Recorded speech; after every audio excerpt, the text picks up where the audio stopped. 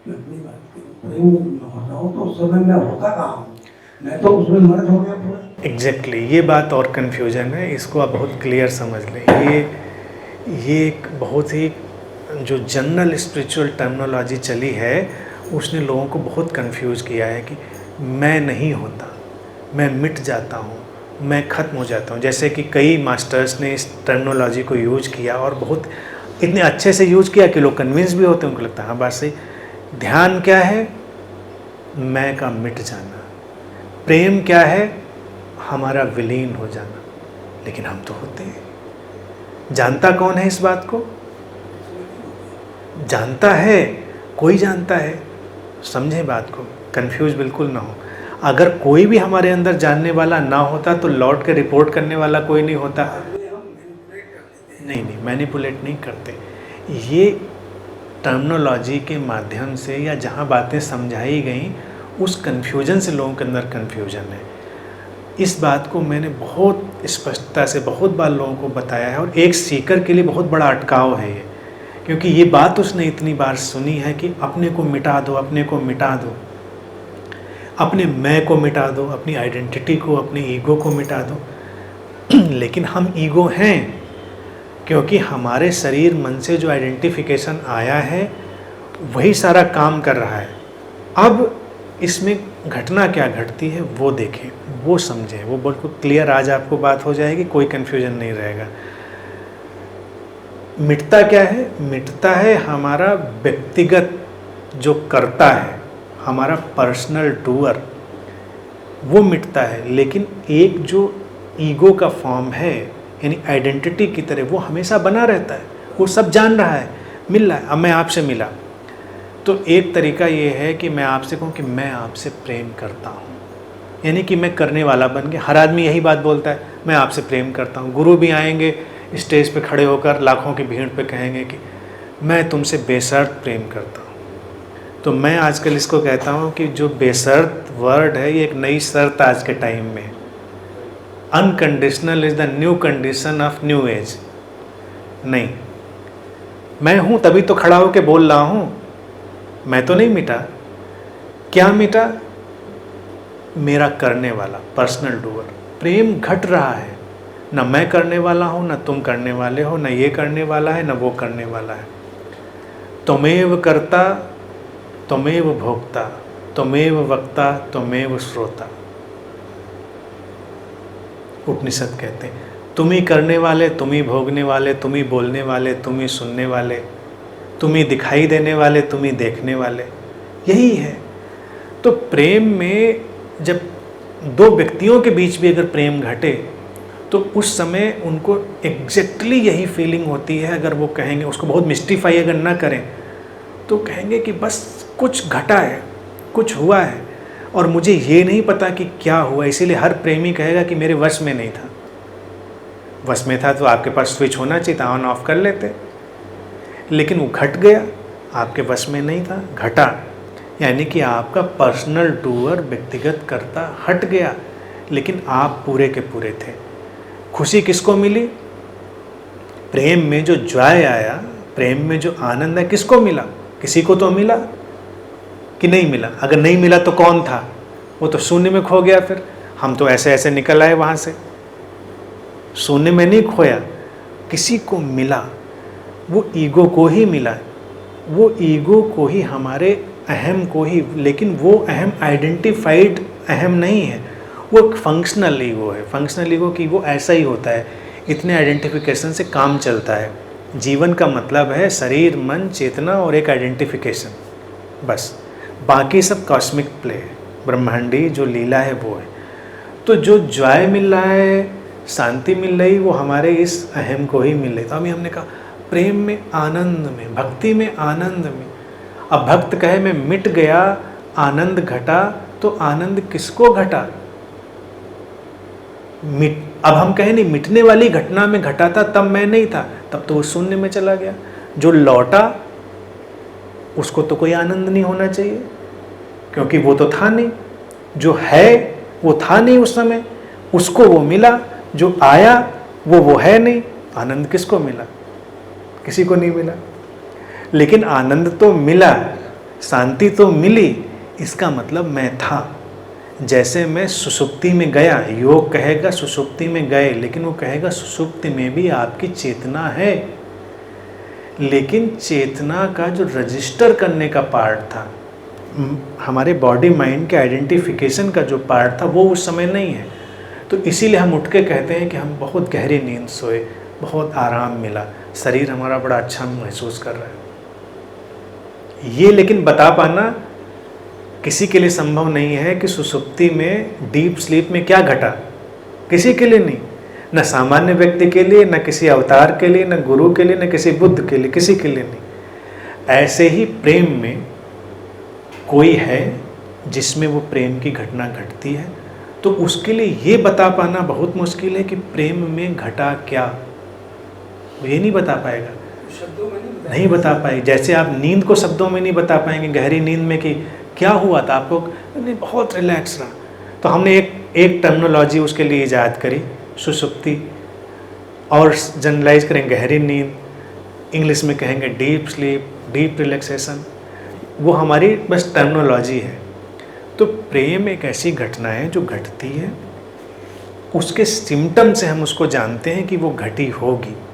Symptom से, symptom, हाँ, नहीं मैनिपुलेशन नहीं है, आप समझें।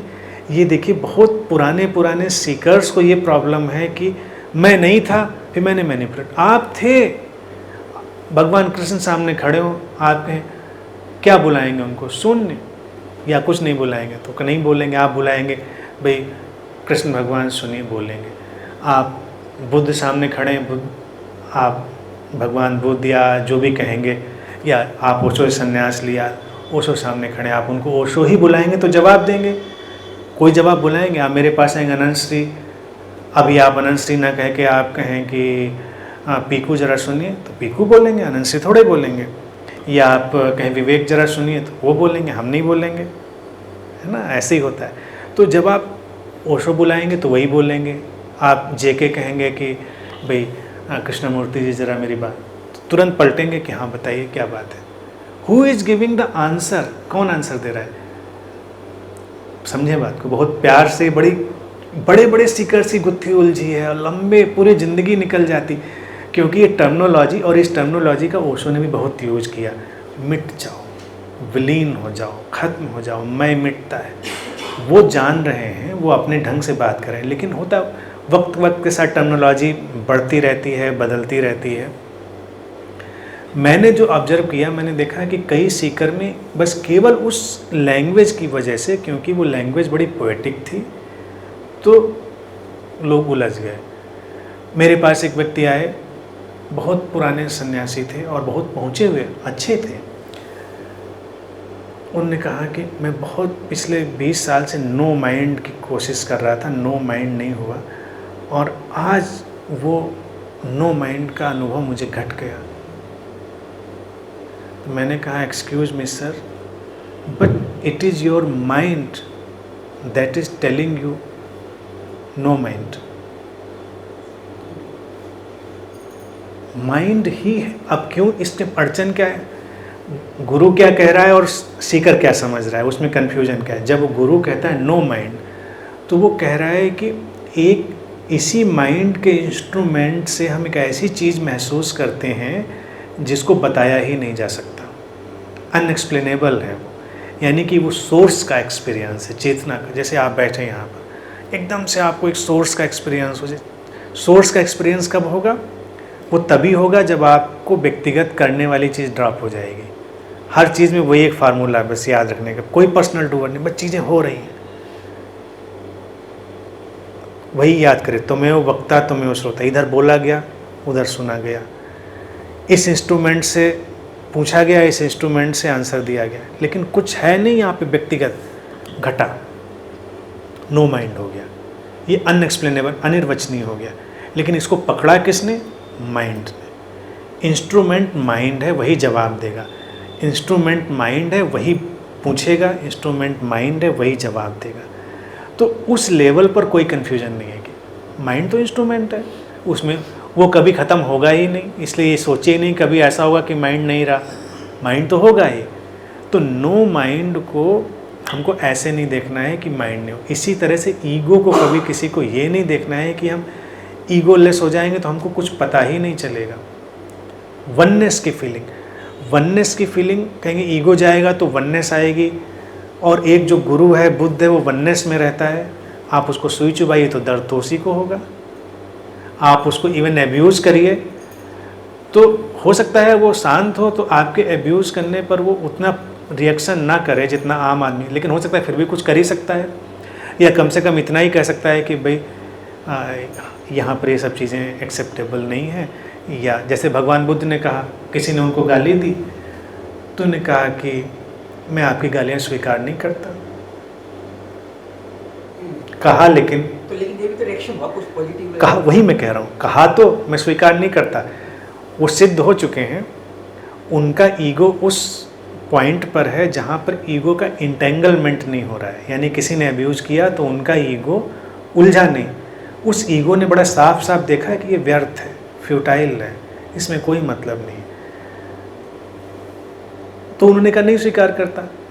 अब वो ऐसा तो था नहीं कि ब्रेनलेस थे, कि डेड थे, कि कोमा में थे, किसी ने गाली दी और उन्होंने कहा किसको दे रहे हैं, कौन बोल रहा है, किसको बोला आपने, पता नहीं किसको। ये स्थिति तो किसी की नहीं होती। यानी बुद्ध को भी ये पता है कि गाली मुझे को दी है इसने ये चीज़ है ना। तो ये चीज़ समझना ही हमेशा सॉल्व करती। दूसरा एक इनलाइटनमेंट पर भी आपको बाद में, वो आपने पूछी नहीं, वो मैं क्लियर कर दूँगी। लोग कहेंगे इनलाइटन व्यक्ति होता है, फिर कहेंगे इनलाइटन व्यक्ति तो मिट जाता है। जब तुम मिट जाओगे, तुम नहीं होगे, तुम इनलाइटन नहीं होगे, तुम मिटोगे, विलीन होगे तो बुद्धत्व तो घटेगा। मेरा इस पे कॉन्सेप्ट है, ये चीज़ बिल्कुल गलत है। ईगो ही इनलाइटेंड होता है। The very ego gets enlightened and that ego knows. अब वो कहेंगे कि तुम्हें पता कैसे चलेगा। और अगर आके आज कोई कह दे कि भाई बैठा है और अभी हरिओम जी कहें कि मैं इनलाइटेंड हो गया, तो कई लोग एकदम आपके ऊपर आक्रामक हो जाएंगे। आपने घोषणा कर दी मैं इनलाइटेंड हो गया, यानी कि मैं बचा हुआ है, मैं इनलाइटेंड हो गया। आपने बताया कि मैं इनलाइटेंड हो गया, आपके अंदर अहम बचा हुआ है, कैसे कह सकते हैं मैं इनलाइटेंड हो गया। तो मेरा ऐसे लोगों में क्रॉस क्वेश्चन, किसने नहीं बताया? बुद्ध ने नहीं बताया, उन्होंने कहा कि मुझे बोध मिल गया। ओशो ने नहीं बताया कि मैं इनलाइटेंड हो गया। जेके ने नहीं बताया कि मैं इनलाइटेंड हो गया या मुझे ये अवेकनिंग हो गई। जेके के बहुत एंटी रहे योजी कृष्णमूर्ति, उनकी बातों को उलट के बोलते थे। अब उल्टी भाषा बोलने के फेर में वो भी कहेंगे कि मुझको उस दिन कैलेमिटी घट गई, कैलेमिटी हैपेंड, यानी कि एक विभीषिका आई, सब खत्म हो गया, तहस नहस हो गया। वो भी साहब बहुत अथॉरिटी से क्लेम करेंगे अपनी किताबों में कि उस दिन मैं मर गया। तो उनसे पूछो कि ये कौन बैठा है।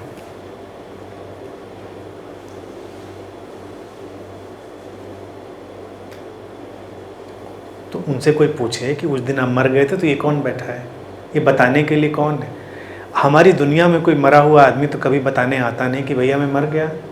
हमारा कोई लव्ड वन, हमारा कोई कितना भी लव्ड वन हो, मर जाए, हाथ में हवा भी नहीं आती, खत्म, द एंड। बताने के लिए कुछ नहीं होता। हम अंतिम संस्कार कराएं, राख उड़ गई, धूल उड़ गई, हम पकड़ते रह जाते हैं, कुछ तो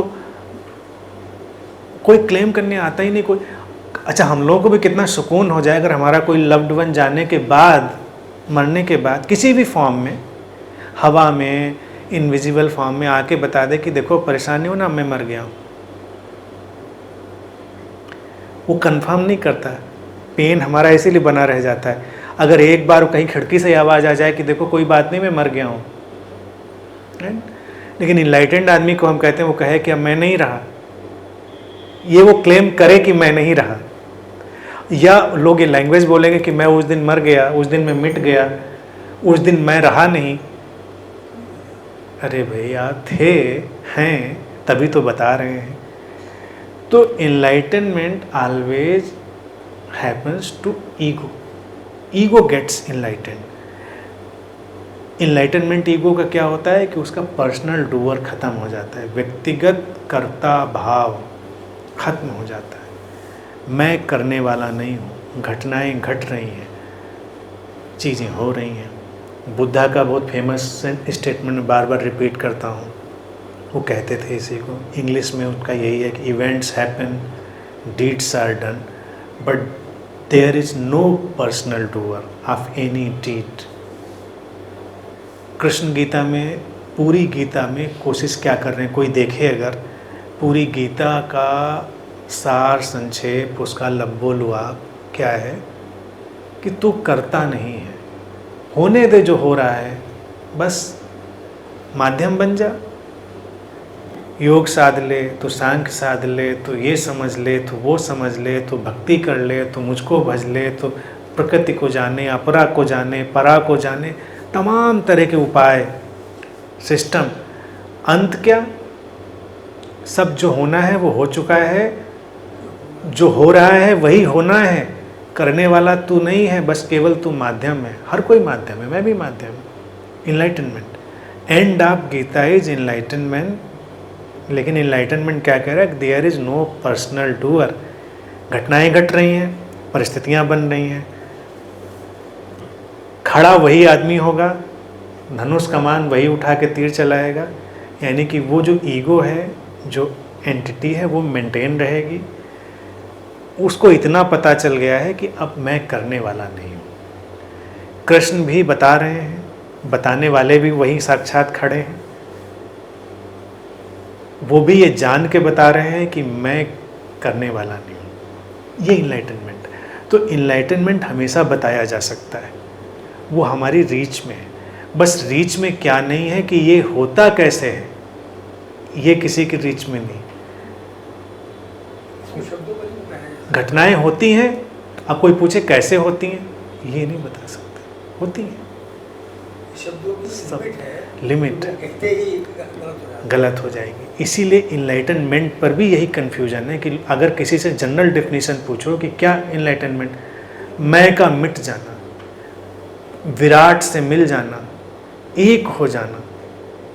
कोई एक नहीं होता, सेपरेशन हमेशा मेंटेन रहता है।